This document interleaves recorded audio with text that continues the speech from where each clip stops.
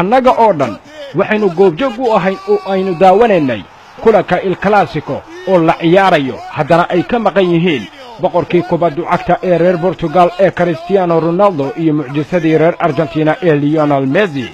hase ahaatee kaalintii uu gabay Lionel Messi waxa buuxiyay kabiirkii reer Brazil ee Felipe Coutinho oo maaweelinayayba xidigihii Madridayska waliba Coutinho isagu ayaa ku bilaabay bilowgii goolka koobaad waxaana shaqadeeda lahaa Jordi Alba waxaana la arkayayba Sergio Ramos oo ka daba kufaya Broniga waana kari waayayba inuu celiyo goolkaasi كرة من جوردي كرة خطيرة جول 1-0 كوتينيو 1-0 كوتينيو 1-0 لإس برشلونة البرازيليرو جول دقيقة سودانادنا بنالتي ay heleen Barcelona-iska waxa lagu sharfay macallimkii goolasha ee Luis Suarez wuxuuna u dhaliyay si degan oo la jeclaysto سواريز والثاني لويس حتى شعل النار في كاتالونيا يا سادة نصف ساعة جاب الثاني نصف ساعة جاب الثاني البيستوليرو جرانديوزو هذا المساء nasiinada qaybta koobaadna waxa la kala aaday iyadoo Barcelona ay isku halaynayso 2 gool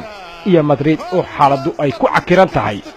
hase ahaatee markii la isku soo noqday qaybtii labaad reer Madrid niyadoodu waxa ruuxay oo hami soo laabasho ah geliyay Marcelo oo natiijadu u bedelay 2 gool iyo gool فاسكيز كرة خطيرة حط الكرة وفرصة ومارسيلو جول جول جول جول جول جول هل يحلى الكلاسيكو يا سادة لوبيتيجي يرجع من بعيد والمرنجي يسجل هدف التبديل riyadii ay lahaayeen Madridayskana waxaba ciil iyo madax xanuun ugu bedelay Luis Suarez oo halkaasina ka dhaliyay goolkii saddexaad ee kooxda Barcelona والهدف الثالث لويس البيستوليرو المسدس سواريز يصبح رشاش البيستوليرو الرشاش يا ليونيل 3-1 mar kale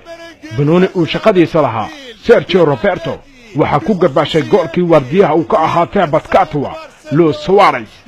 halkaasina wuxuu ka dhaliyay saddex leeydiisii ugu horeysay ee kulanka il clasico والرابع